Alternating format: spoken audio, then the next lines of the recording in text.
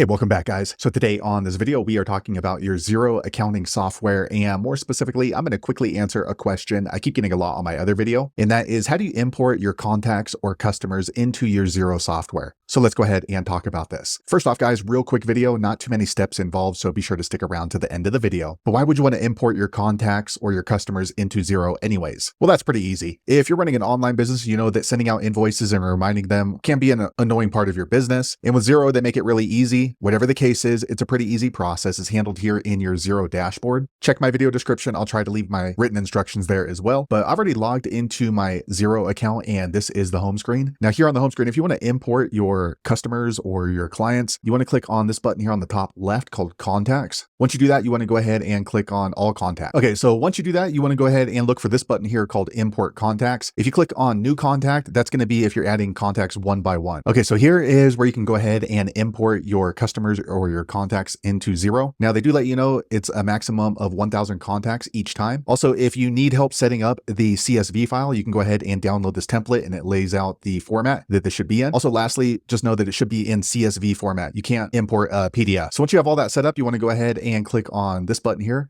select file, and then look for your CSV. Okay, I grabbed my CSV file. It's right here. Okay, now they're asking if you already have contacts in your Xero account and the name matches up, do you want to ignore it or do you want to delete the existing information? For me, I'm going to go ahead and ignore it. And then you want to click on next. Okay, here they're letting you know how many contacts will be imported into your Xero software. For me, there's only 3 contacts on this. So if that's okay, click on complete import. Okay, a quick second later, the page refreshes. Now you can see these 3 contacts were added into my customer list in my Xero software. So now from here on out, when I log into my Xero account, I can just go here to contacts. And then when I click on all contacts, it's going to refresh and you'll see those contacts that we just imported. So there you have it, guys. If you're wondering how to upload or import your customer list into Xero, that's the easiest way I know how to do it. If you know an easier way, be sure to leave a comment below. Let the rest of us know how you did it. Hopefully you found that video useful. If so, click thumbs up or maybe consider subscribing to my channel, and I hope to see you on the next video. Thanks again for watching.